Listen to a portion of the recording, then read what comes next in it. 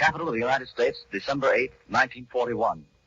Today, the Congress of the United States convenes in a solemn joint session, a session that will hear the President of the United States deliver his message that will ask for a declaration of war with Japan. The House chamber, always looking small and overcrowded, has today attained a dignity that overcomes even the great girders that temporarily support the glass roof of the chamber. The gallery started filling early this morning and, of course, are now packed. To witness this historic occasion are most of the dignitaries and officials of the Capitol. At 12 o'clock, the Speaker of the House, Sam Rayburn, called the House to order after a brief prayer by the chaplain of the House, Dr. James Sherrill Montgomery. The House passed the resolution which provided for the joint session, and then recessed until the call of the chair, which is expected shortly before 12:30. While we wait for the members of the Senate, the members of the Cabinet, and the Supreme Court, we have here with us Columbia's Washington News analyst, Mr. Albert Warner, who will speak at this time. Mr. Warner. Representative Sam Rayburn, Speaker of the House of Representatives, has just called the House into session again. There was a brief session beginning at 12 o'clock, which lasted for 4 minutes. During that time, a prayer was offered by Dr. Sherrill Montgomery, the chaplain of the House. In that prayer, the chaplain spoke of the crimson threads of sacrifice which lie ahead. He spoke of national unity and honor and integrity. A resolution was offered at that time by Representative McCormick, the majority leader, which allowed the suspension of rules during the rest of the day. Then a motion was in order to recess. That recess has now ended, and the Speaker has again wielded the gavel, calling the House into session.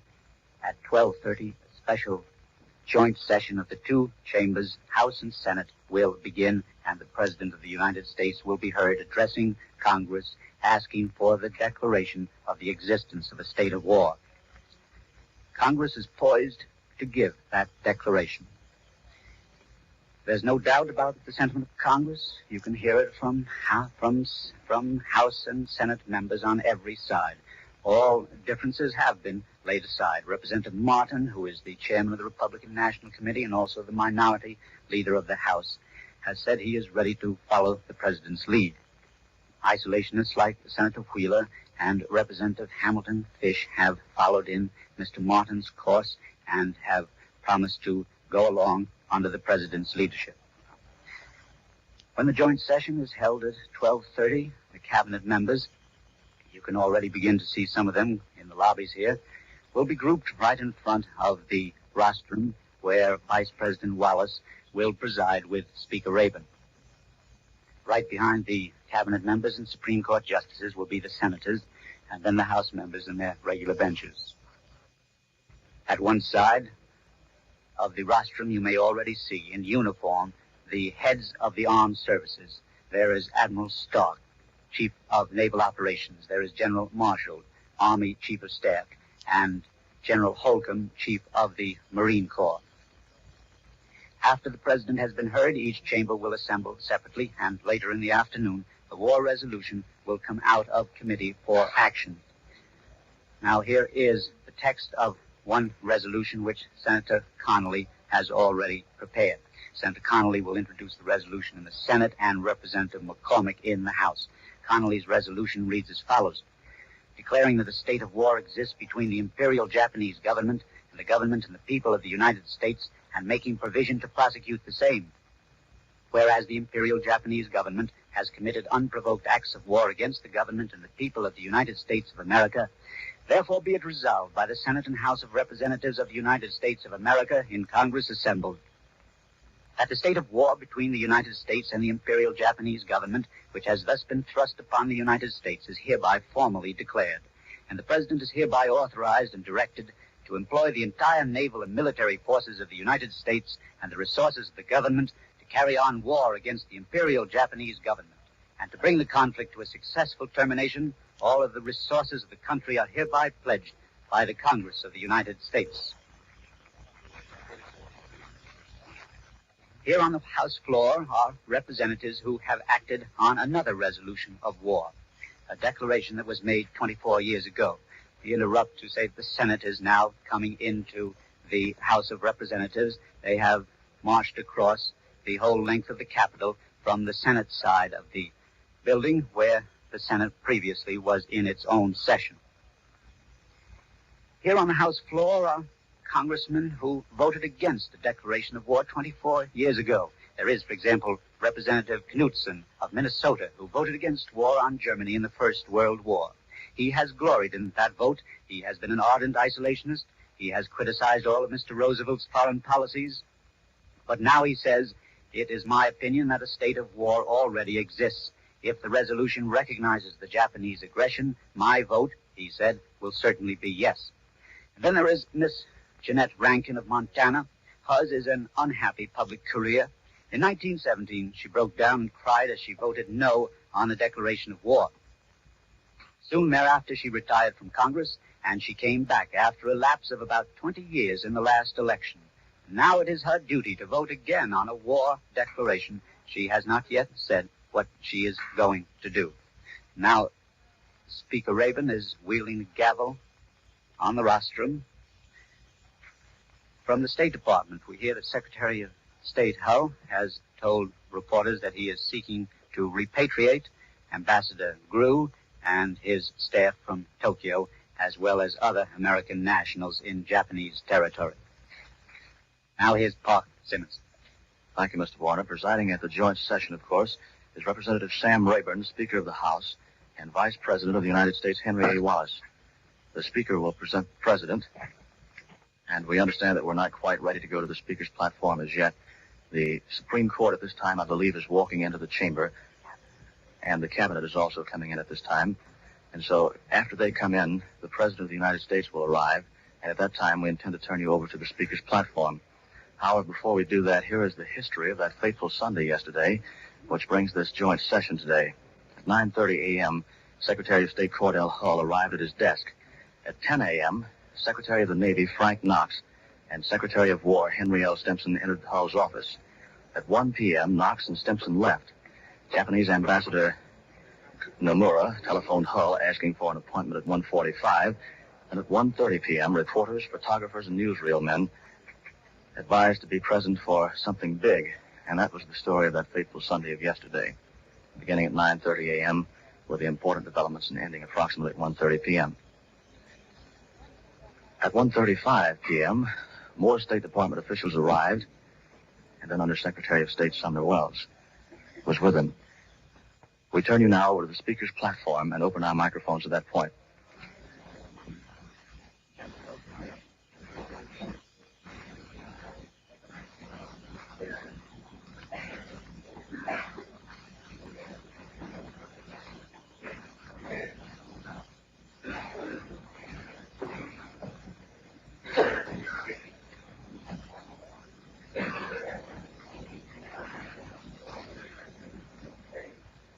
We see that right at this moment there is no business at hand at the Speaker's platform as we had presumed to be, and so we will continue from this point. The House is very crowded immediately outside the door from which we're looking at the House floor. We can see that the members of the House of Representatives, as well as the senators, the Supreme Court, and the Cabinet have thoroughly crowded the House floor.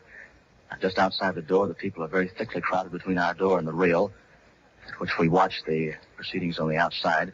And I believe Mr. Warner is here again, and I think that he has the prayer which was read earlier by the chaplain. Is that right, Mr. Warner?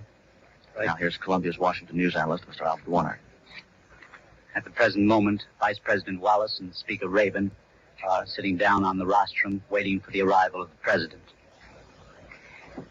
Dr. Cheryl Montgomery, the chaplain of the House, opening the first preliminary session of the House at 12 o'clock this morning, offered prayer as follows.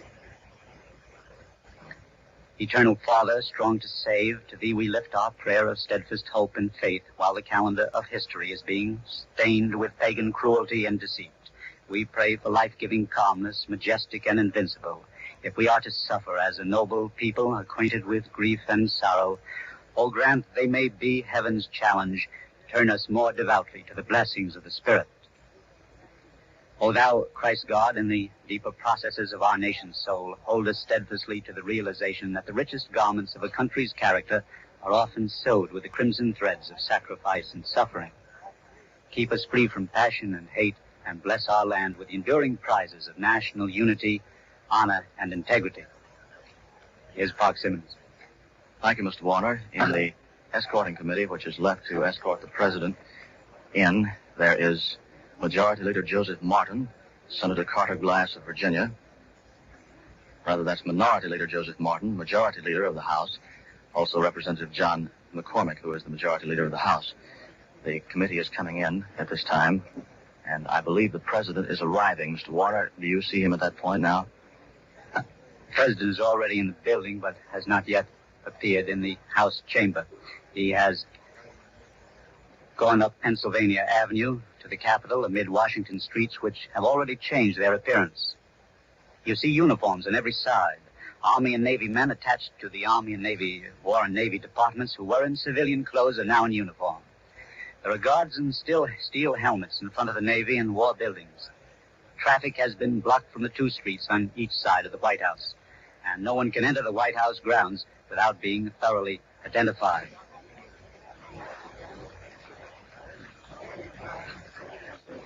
The president, I believe, will be coming in just a few moments. He is scheduled to arrive at approximately 12:30, of course, and it's now just 2 or 3 minutes before 12:30. However, in the meantime, before he arrives, we can bring you just a bit more about what occurred yesterday, the events which led to this joint session of Congress. At 1:35 p.m., there were more State Department officials arriving, among them Undersecretary of State Sumner Welles, and at 2 p.m., the Chinese ambassador, Dr. Hu Shi, was shown into Hull's office. At approximately 2:05, now these events were occurring rather rapidly, at approximately 2:05 p.m., Nomura and Special Envoy Saburo Caruso arrived 20 minutes late and were cooled off for 15 minutes in the anteroom of Hull's office. At 2:15 p.m., President Roosevelt was advised of the Hawaii bombing. At 2:30 p.m., the Chinese ambassador left Hull's office and the Japanese diplomats were shown in. At 2:22 p.m. yesterday afternoon, Early advised the press associations, that's Mr. Stephen Early, who advised the press associations of President Roosevelt's telephone conversation. The president is arriving right now, accompanied by his escorting party from the House. He's coming in rather slowly. There are officials of the Army and Navy with him, many of them in uniform, as today the Army and Navy was ordered into uniform. They're moving rather slowly now. There is a number of policemen to his rear, several other distinguished gentlemen following him, other policemen coming through now, and the president is moving into the House. We're going to move our microphone to a point more advantageous and see if we can give you more of a description of the president moving into the House of Representatives. The official party has passed the point at which we were observing just a moment ago, and the president has moved around to the rear of the House near the Speaker's platform, the entrance from which he will arrive. The official party hasn't entered the doors near the Speaker's platform at this time just yet, and we're walking out into the House floor, waiting for his arrival, and from that point we shall attempt to bring you a brief description of his arrival and those coming in with him.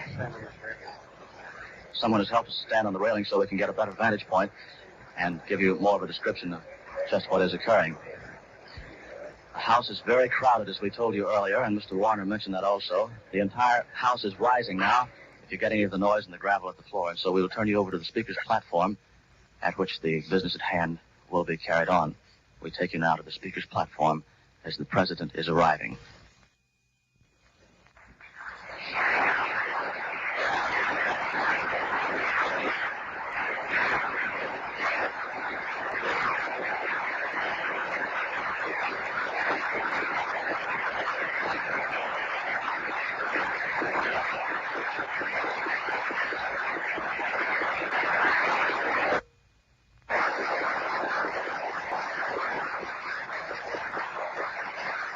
The applause, of course, is for the President, and he is now on the Speaker's platform, walking up to the battery of microphones near Speaker Sam Rayburn. On his left is the House mace, which is always placed on its marble stand when the Speaker is on the platform and presiding.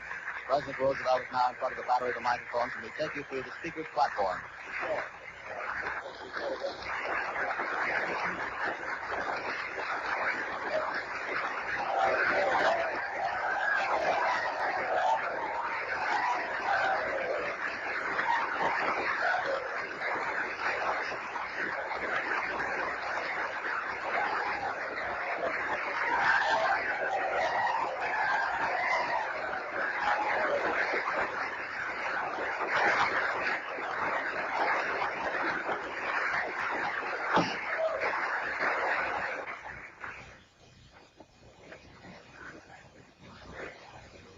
senators, and representatives, I have the distinguished honor of presenting the President of the United States.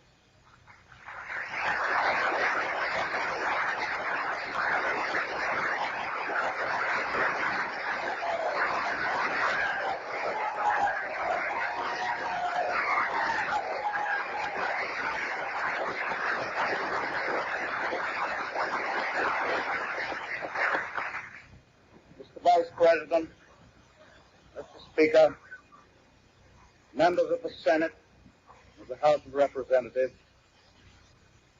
yesterday, December 7th, 1941,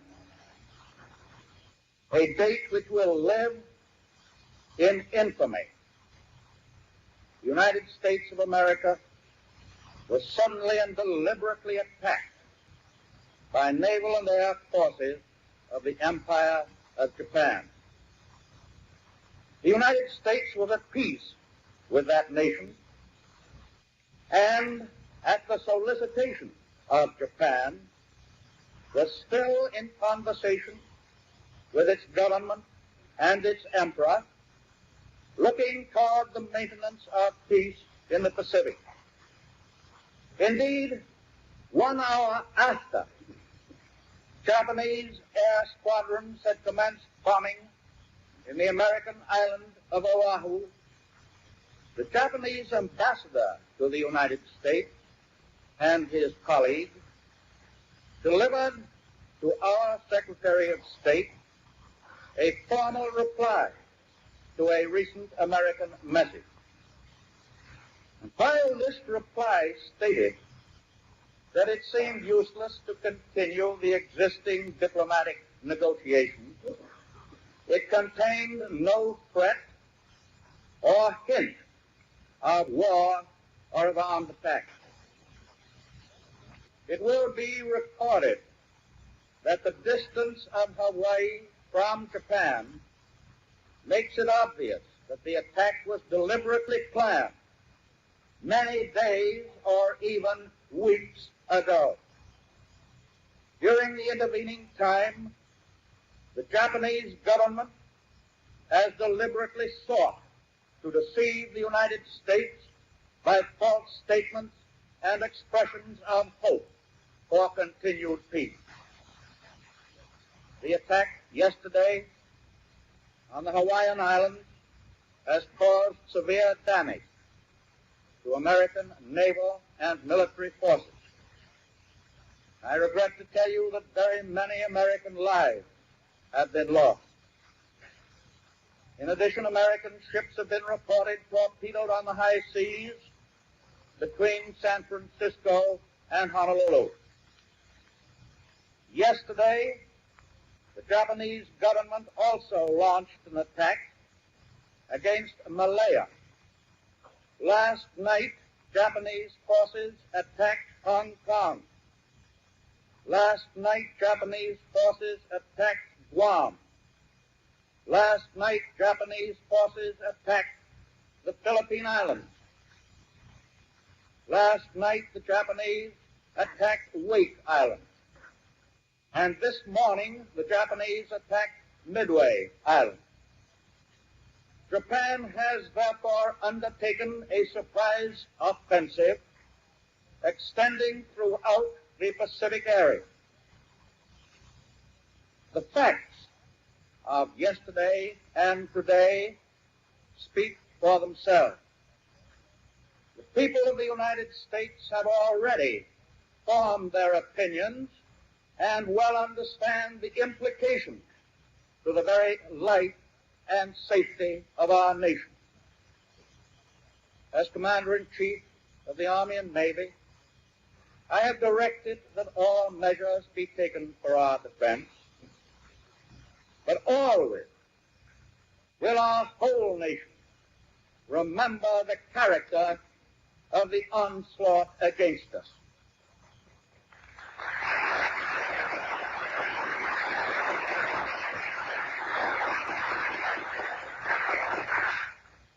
No matter how long it may take us To overcome this premeditated invasion, the American people in their righteous might will win through to absolute victory.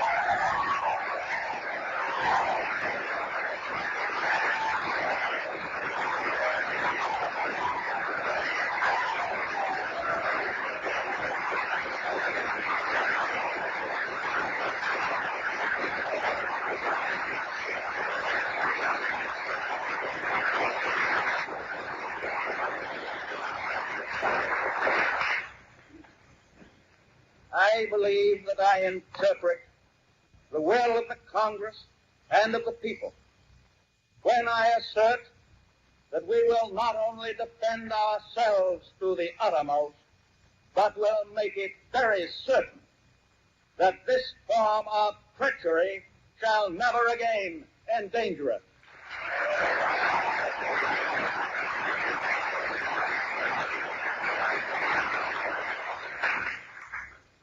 Hostilities exist.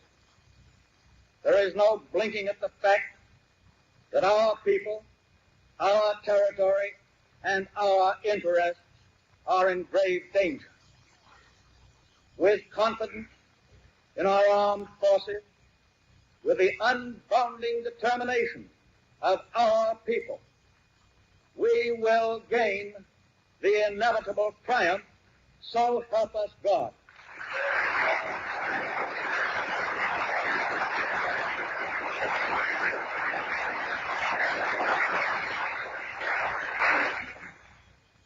I ask that the Congress declare that since the unprovoked and dastardly attack by Japan on Sunday, December 7th, 1941, a state of war has existed between the United States and the Japanese Empire.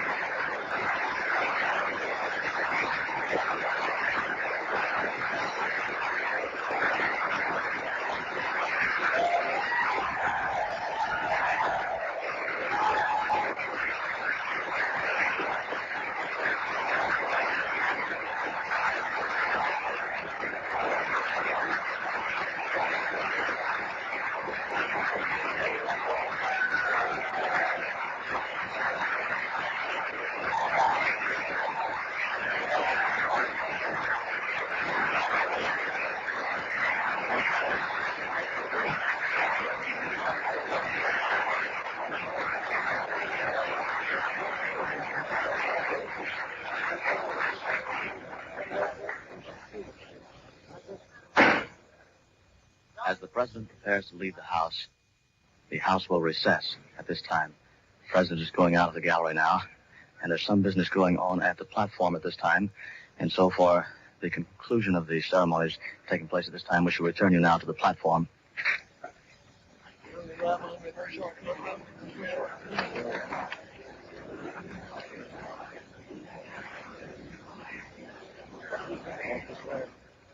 We see now that the joint session of Congress, the House and the Senate, including the cabinet members and the Supreme Court, has concluded. And so thus we are going to conclude our broadcast at this point, unless Mr. Warner has a few words to say concerning what has occurred at this time. Here is Mr. Albert Warner, Columbia's Washington News analyst. This has been a brief and simple joint session of the Senate and House. The Speaker of the House of Representatives, Sam Rabin, and Vice President Wallace presided on the rostrum. In front of the rostrum were the cabinet members of the Supreme Court in their robes, and behind them the senators and the members of the House of Representatives. The President came in promptly at 12:30. There was a tremendous ovation given to him as he stood there in front of the microphones at a little desk in front of the Vice President and Speaker Rabin. The President made a brief, moving speech, frequently interrupted by applause, at the end of which he declared that a state of war already was existing between Japan and the United States.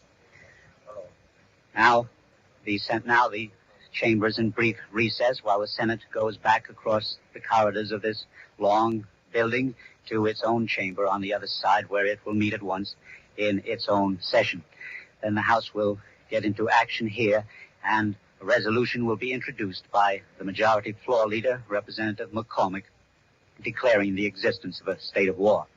Now here is Eric Sevareid. The members of the Senate have just left the House of Representatives to go down through the hallway to their own chamber. They left walking by twos up the main aisle toward the gate, following immediately after the members of the Supreme Court. The justices of the Supreme Court were dressed in their long black robes, and they too left in twos, and as they passed, many members of the Congress in their seats arose to applaud them. That was immediately after the president finished his short 10-minute speech. You heard the completely deafening applause, at least it was deafening here to us, standing watching when he said that the American people in their righteous might would win through. When he had finished, it was almost impossible from the circumference of the room to see the president. Men stood on their chairs, people stood on the railings back by the gallery. All the spectators up above were on their feet. They were applauding and they were shouting. Then the president left very quickly and simply, and there was a quiet moment, and then it was announced the senators and representatives would remain in their seats until the members of the Supreme Court and then the cabinet had passed out. And now the business of the Congress in its respective chambers is beginning again. We can just hear the voice of the Speaker. We've been advised that this time a vote will be taken. The senators and representatives will vote on a declaration of war or declaration of existence of a state of war, and we will at this time attempt to bring you a description of the ceremonies taking place in regard to this. We have our microphones on the committee tables, on the well in front of the Speaker's platform, and of course on the Speaker's platform where President Roosevelt spoke. The vote will be taken shortly, the various senators voting on the measure and so on. And so for the ceremonies that will take place regarding that, we're going to keep Columbia's microphones open and attempt to bring you the complete program of the events taking place at this time. We heard through the doorway here that some vote was being taken regarding the measure to be passed, and as yet there is nothing taking place on the Speaker's platform, but we're sure that shortly the vote will be taken. The senators will answer yea and nay and so on, and we shall attempt to bring you that when they do, provided that is to take place in the usual manner, so that we can present it to our radio audience. Here is a bulletin dated Berlin. A Nazi military spokesman says that attempts to capture Moscow this winter have been abandoned. Attempts to capture Moscow this winter have been abandoned, a Nazi spokesman says, the bulletin dated Berlin. The Speaker is pounding the gavel, and we take you now to the Speaker's platform. It may take a moment to reinstall the speaker system, then we will proceed to business.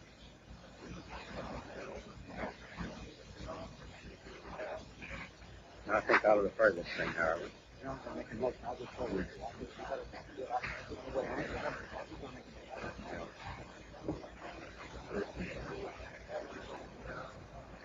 Gentlemen, Mr. McCormick. Mr. Speaker, I move that the message of the President of the United States... Well, gentlemen, will suspend the in order and the galleries as well. Gentlemen from Massachusetts. Mr. Speaker, I move that the message of the President of the United States be referred to the Committee on Foreign Affairs and ordered printed. Objection is to order. Mr. Speaker, I move to suspend the rules and pass the joint resolution which I have sent to the desk. Clerk will report the resolution. House Joint Resolution 254. Joint resolution declaring that a state of war exists between the Imperial Government of Japan and the government and the people of the United States, and making provisions to prosecute the same. Whereas the Imperial Government of Japan has committed repeated acts of war against the government and the people of the United States of America, therefore be it resolved by the Senate and House of Representatives of the United States of America in Congress assembled, that the state of war between the United States and the Imperial Government of Japan, which has thus been thrust upon the United States, is hereby formally declared, and that the President be and he is hereby authorized and directed to employ the entire naval and military forces of the United States and the resources of the government to carry on war against the Imperial Government of Japan and to bring the conflict to a successful termination. All of the resources of the country are hereby pledged by the Congress of the United States. Is a second demanded? Speaker, I demand a second. Gentlemen from that. There can be no objection. Sorry, unanimous consent request. Speaker, Gentleman from Massachusetts. I yield 20 seconds to myself. Gentleman from Massachusetts is recognized for 20 seconds. Mr. Speaker, my fellow Americans, the President of the United States has just spoken to the Congress and to the American people. A dastardly attack has been made upon us. This is the time for action.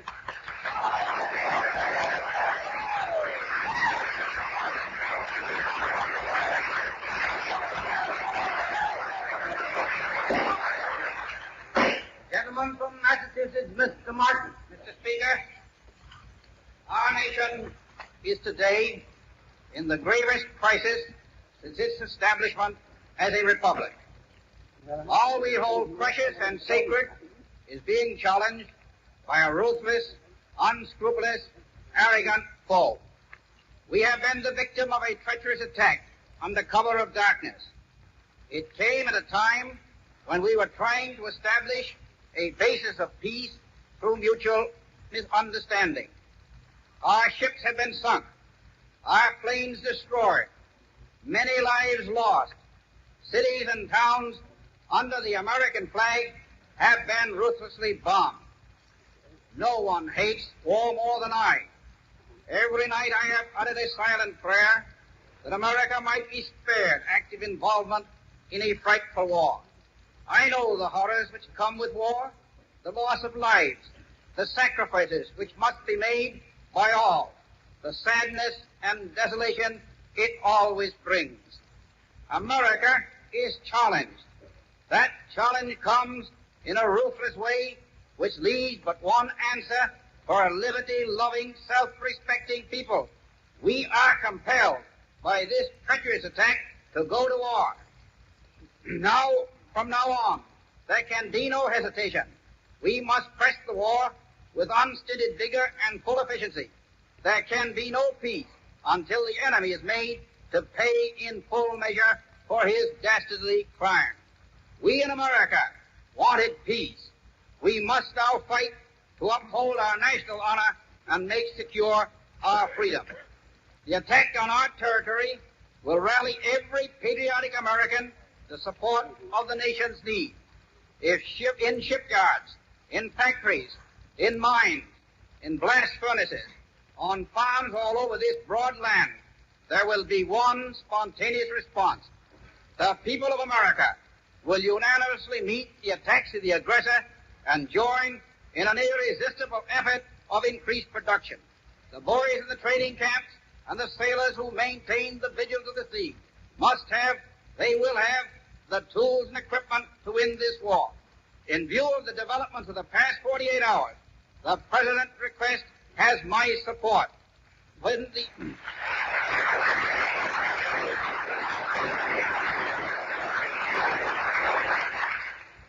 the historic roll is called, I hope there will not be a single dissenting voice.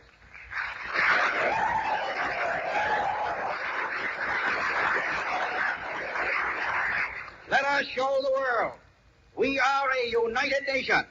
Let us boldly proclaim we will not permit any force to strike down freedom and progress here in America or replace our way of life with slavery and dictatorship.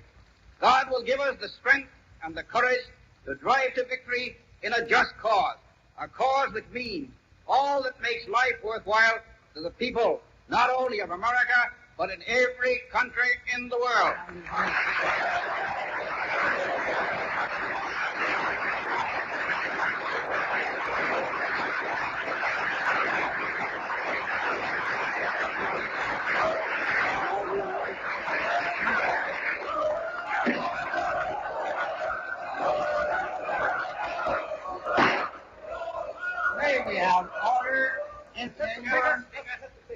be long. Mr. Speaker. I yield 3 minutes. The gentleman from New York, Mr. Page. Let us maintain order at this time, especially. The gentleman from New York, Mr. Fish, is recognized for 3 minutes. Mr. Speaker, it is with sorrow and deep resentment against Japan that I rise to support a declaration of war. I have consistently opposed our entrance into wars in Europe and Asia for the past 3 years. But the unwarranted, vicious, brazen, and dastardly attack by the Japanese Navy and Air Force while peace negotiations were pending at Washington, and in defiance of the President's 11th hour personal appeal to the Emperor, makes war inevitable and necessary. The time for debate and controversy within America has passed. The time for action has come. Interventionists and non-interventionists must cease criminations and recriminations, charges and countercharges against each other, and present a united front behind the President and the government in the conduct of the war. There can only be one answer to the treacherous attack of the Japanese, and that is war to final victory, cost what it may, in blood, treasure, and tears. This unprovoked and senseless aggression by the Japanese armed forces upon our possessions must be answered by war. Although I have consistently fought against intervention in foreign wars, I have repeatedly stated that if we are attacked by any foreign nation, or if the Congress of the United States declared war in the American and constitutional way, I would support the President and the administration to the bitter end. Mr. Speaker, whom the gods would destroy, they first make mad. The Japanese have gone stark raving mad, and their unprovoked attack has committed for them military, naval, and national suicide. I shall at the proper time volunteer my services as an officer in a combat division, as I did in the last war, preferably with colored troops. There is no sacrifice too great that I will not make in defense of America and to help annihilate these war-mad Japanese devils. Now that we are to fight, let us go in with our heads up and our chins up in the American way. Let us serve notice upon the world that this is not only a war against aggression and in defense of our own territories, but a war for freedom and democracy all over the world, and that we will not stop until victory is won. I appeal to all American citizens, particularly the members of my own party and to non-interventionists, to put aside personal views and nonpartisan and all partisanship and unite behind the President, our Commander-in-Chief, in assuring victory to the armed forces of the United States.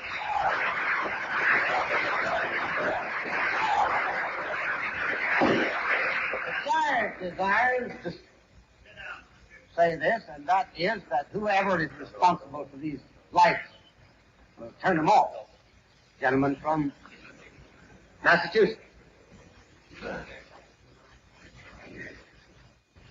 Mr. Speaker, Gentleman from Massachusetts. I yield 2 minutes to the gentleman from New York, Mr. Bloom.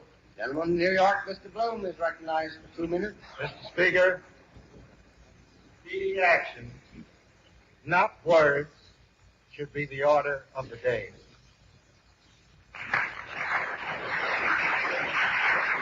The gentleman from Massachusetts. Mr. Speaker, of course there's 2 gentlemen from Massachusetts. I yield 2 minutes to the gentleman from Texas, Mr. Johnson. From Texas, Mr. Luther Johnson is recognized. Mr. Speaker, in this tragic hour, words will not convey our feelings or express our righteous indignation. Japan's unprovoked attack without notice upon the United States while peace negotiations were still in progress was dastard treachery and is characteristic of those totalitarian outlaws who talk peace while they have already drawn the dagger with which to strike. We have but two choices today, either to fight or to surrender. And America, thank God, has never surrendered and never will surrender.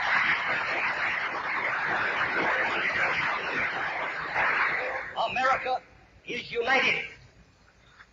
America will fight. America will win.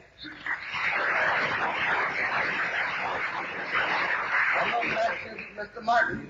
Speaker, I yield 1 minute to the lady from Massachusetts, Mrs. Rogers. Gentlewoman from Massachusetts is recognized for a minute. Mr. Speaker, yesterday Japan stabbed us in the back. The indignation of the American people knows no bounds. Those of every strain in this country will rise to meet that challenge. They will fight to defend America. Grim and awful as war is, they want war declared. Mr. Speaker, I remind you that the American men have been brave. American women, too, have been brave. They are willing today to make every sacrifice in order that we shall win. Thank God, Mr. Speaker, the country today is united, and united we march forward to victory.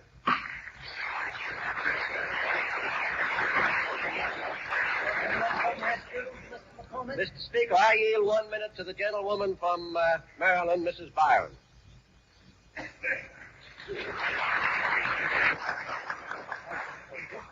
Speaker. Gentlewoman from Maryland.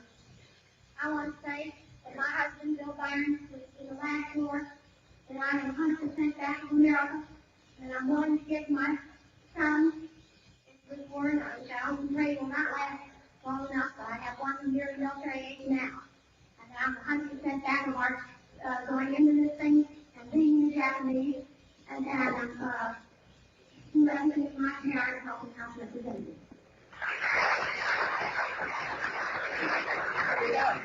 I yield 1 minute to the gentleman from Massachusetts, Mr. Casey. Mr. Speaker, I again today had a divided opinion on our foreign policy.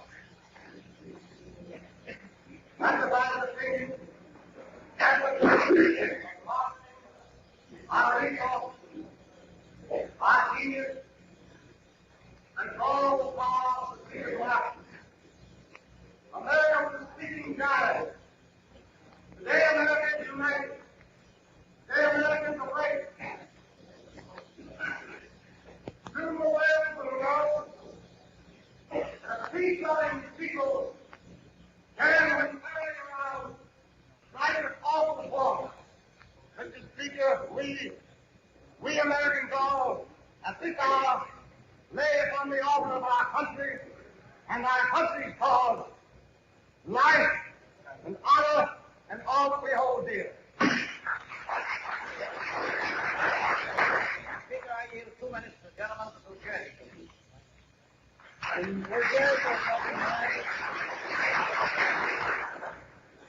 Speaker, yesterday, since the roar of the Japanese cannon, we American people heard a trumpet call. Because the Speaker of the House of Representatives, Sam Rayburn, has ruled that the proceedings from the floor cannot be broadcast, we're forced to conclude this portion of our program and present at this time Mr. Albert Warner, Columbia's Washington news analyst. Mr. Warner. The majority floor leader, Representative McCormick, opened the brief speech-making after the President of the United States had concluded his address to the joint session. Mr. McCormick called the Japanese attack dastardly He said that the time has now come for action. Then the Republican leader of the House, who was also chairman of the Republican National Committee, Representative Joseph Martin, said that all we hold precious is now at stake, that we've been the victim of dastardly attack, that our cities and ships have been bombed by Japanese planes. And he said that every night he had uttered prayers that this country would be spared from war. War meant sadness and desolation. But now there was only one answer for a liberty-loving people. We are compelled, said Representative Martin, to go to war. There can be no peace, he said, until the enemy has paid for its crimes. We must drive ahead to victory in a just war. Isolationist Representative Fish, a Republican of New York, who has consistently opposed the president's foreign policies, spoke after Representative Martin, taking much the same line as the Republican leader had done. He said that in view of the brazen, vicious, dastardly attack, war is necessary. The vote in the Senate adopting this resolution declaring the existence of a state of war with Japan was adopted 82 to nothing. 82 to nothing.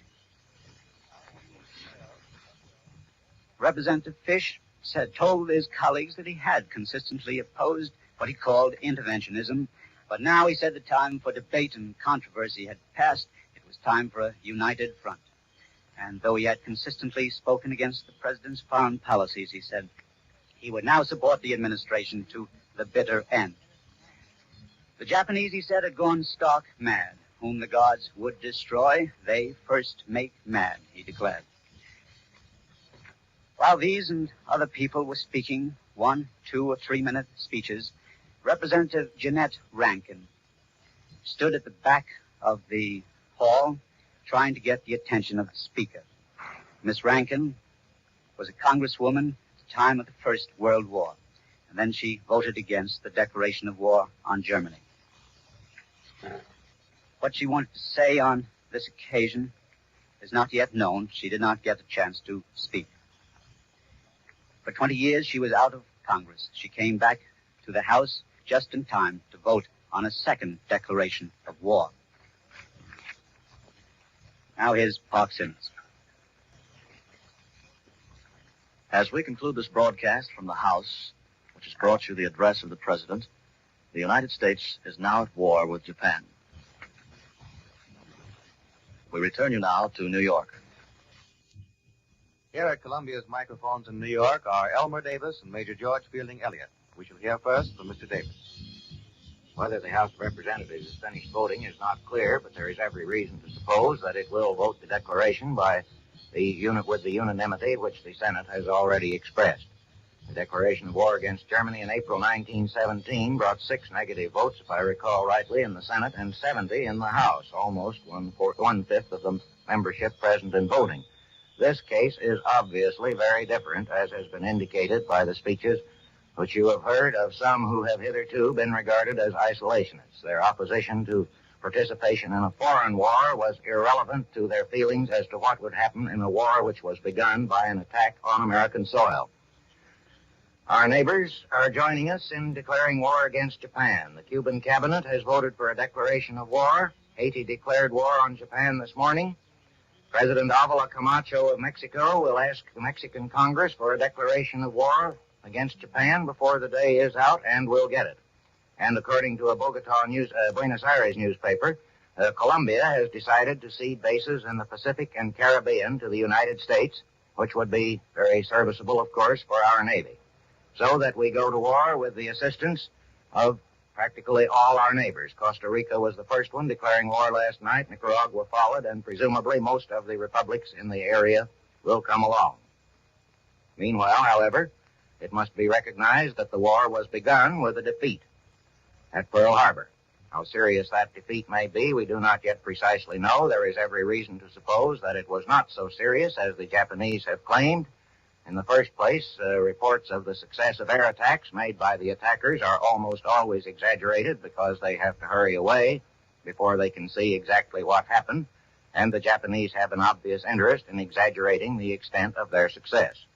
Nevertheless, from a military point of view, it was a defeat which may have, so far as we know about the operations up to this time, which may have some effect on the naval strategy of the Pacific in the months to come.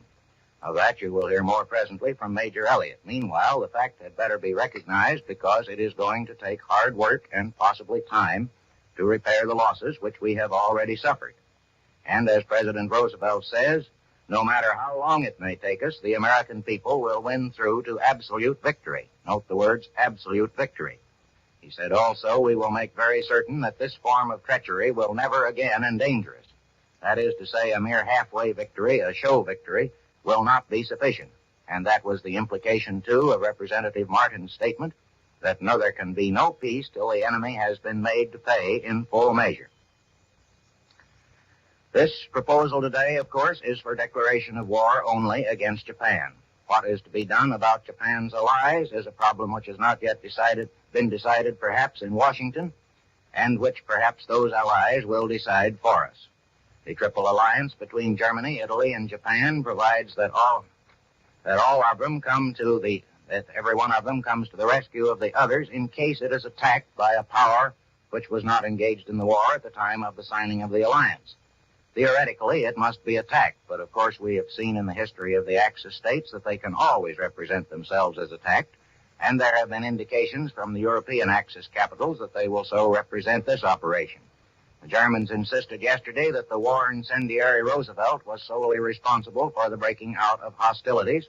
They have repeated that statement over and over, and so it seems probable that they will represent this as an American attack on Japan, a fact which they could easily persuade their peoples, or at least could suppress any evidence of dissent, so that the operation of the Triple Alliance will come into effect automatically. And that, of course, would lead to a state of war between the United States and Germany and Italy.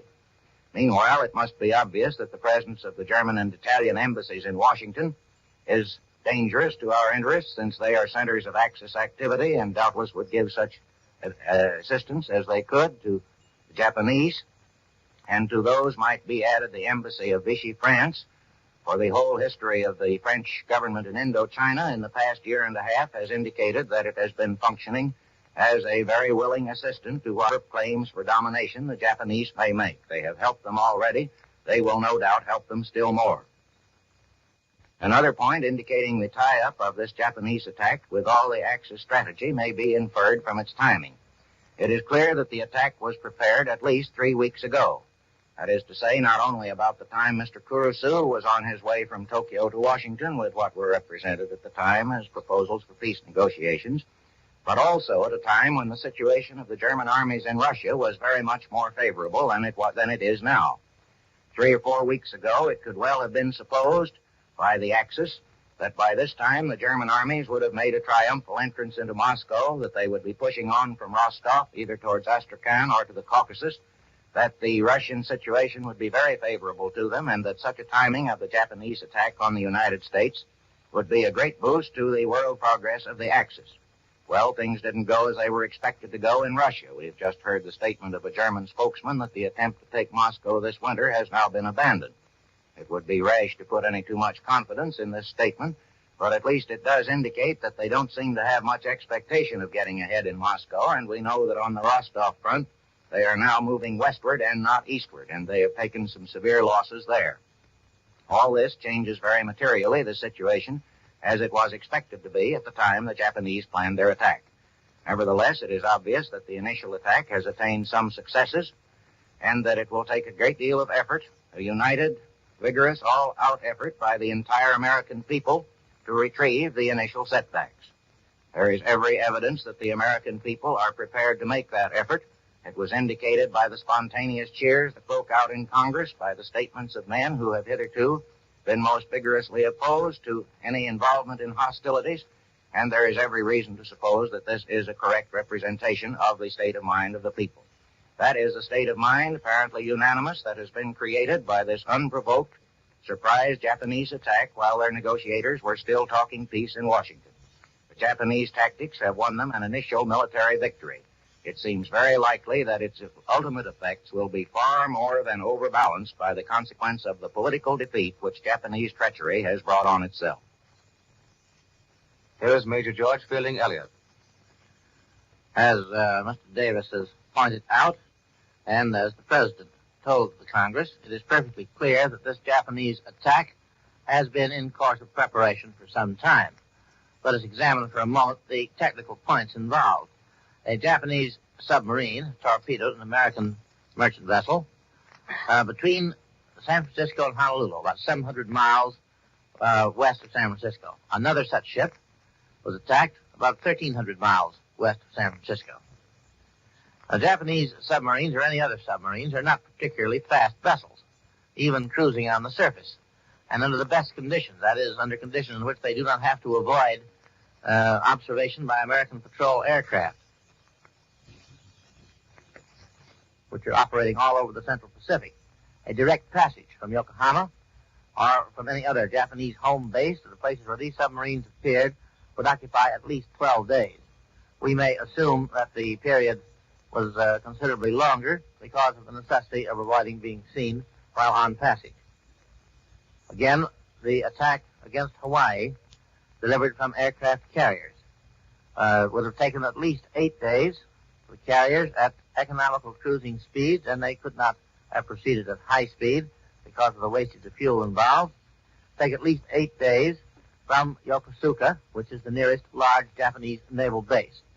And it must be remembered that it would have taken at least another week to prepare the carriers for this operation, secure their full complements of aircraft, load them with bombs, stores, and so on, and make ready. A period, therefore, of 15 days at least from the time the preparations were actually begun. And we must assume, of course, that there were several days in making plans and taking decisions. Consequently, it is perfectly clear that this attack was treacherously planned long before it took place and during the course of peace negotiations. This is a fact which cannot be too strongly emphasized. The President gave one item of military news which we had not had before, and that is the Japanese attack on Midway Island, which is an important American island air base in the Pacific, and the nearest of the air bases to Hawaii on the long string of such bases which extend from Hawaii to Manila. From Singapore comes a bulletin stating that confused fighting continues in the Kota Bharu airdrome sector in northern Malaya. This is an official communique and is the first admission that Japanese landing parties have actually reached the Kota Bharu area. Kota Bharu is an isolated British airdrome in the extreme northeastern corner of British Malaya. It does not have good road connections with the interior, although it does have connection with the Malayan railways.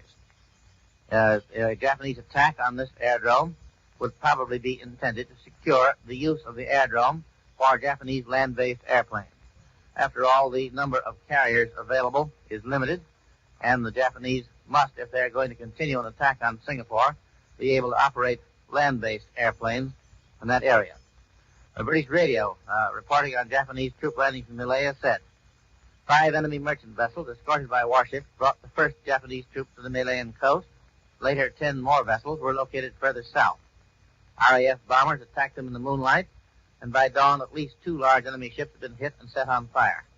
At daybreak, several of our bomber and torpedo bomber squadrons took off to complete the attack. The result of these attacks is not yet known. Following these attacks, the Japanese ships retired at high speed, leaving their troops behind on the beaches to fight it out. It should be observed that the British should have air superiority in this whole region, and that air superiority is generally considered prohibitive as regards to troop landing. Thus, the British certainly have initial advantages, and it remains to be seen how they can develop themselves. From Berlin comes a report that Japanese troops have begun peaceful occupation of Thailand in the direction of Bangkok and numerous other important points in the east and south. Apparently, Thai resistance to the Japanese attack, if any took place at all, was merely a token resistance and has not amounted to anything. So that the Japanese at Kota Bharu may now be hoping to maintain themselves until such time as assistance can reach them through Thai territory. Kota Bharu is almost on the frontier between British Malaya and Thailand, and the Japanese may hope to hang on there till their comrades can come racing down through Thai territory to join them.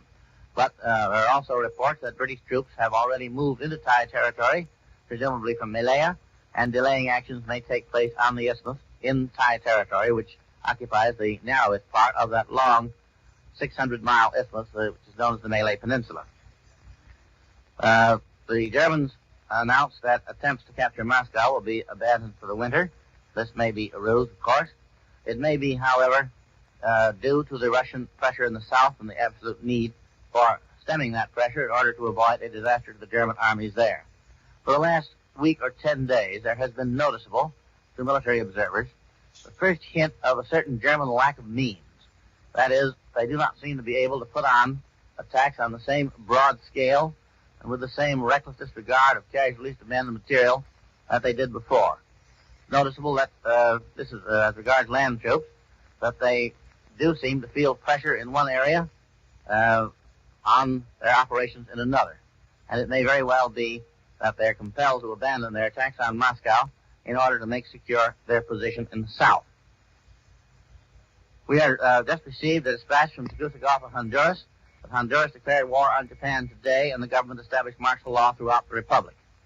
This adds the name of Honduras to those of Nicaragua, Costa Rica, Haiti, who have already declared war on Germany and on Japan, and also Mexico, Colombia, and Cuba, which have indicated their intention of doing likewise or of taking steps which are tantamount to such action.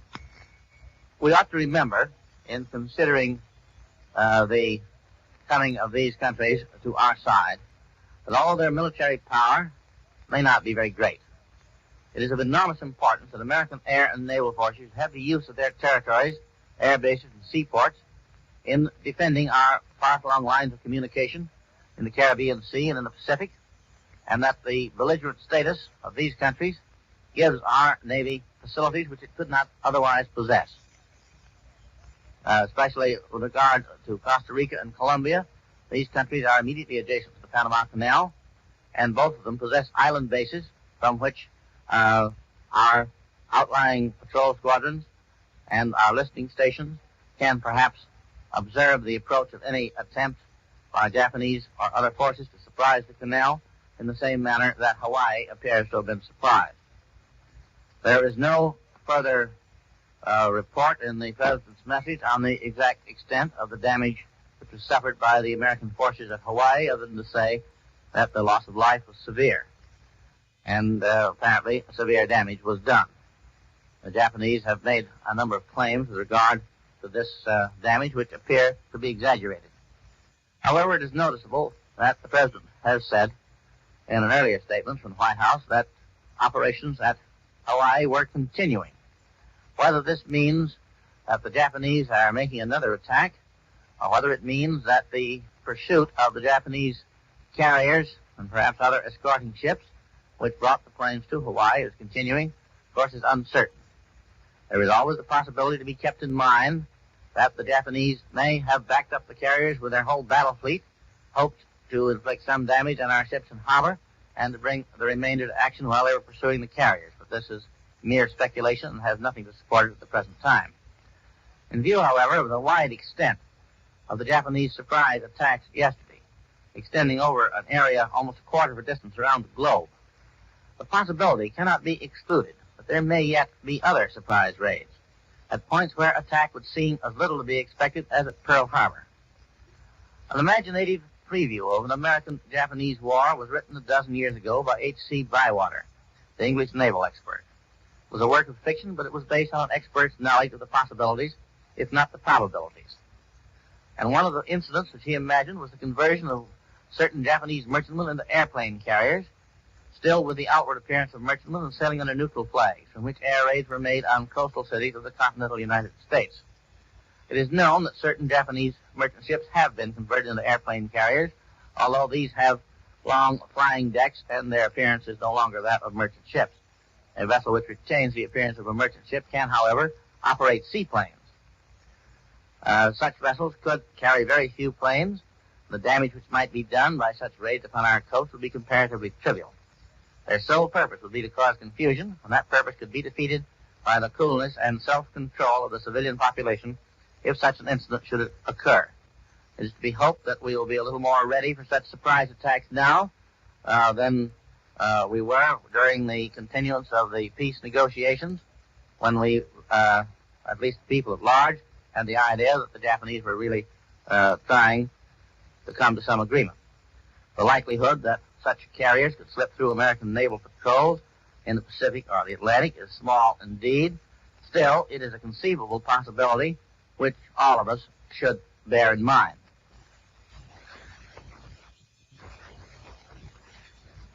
You've heard from Elmer Davis and Major George Fielding Elliott. Now here are late reports from the press associations. Congress has just declared war on Japan. Both the Senate and the House have approved resolutions calling for a war declaration. The Senate voted 82-0 in favor of it within 20 minutes after the President asked a joint session of Congress to do so. Shortly thereafter, the House voted similar approval. The only vote against the war resolution in the House so far was by Miss Jeanette Rankin, Republican of Montana. Miss Rankin also voted against the declaration of war against Germany in 1917.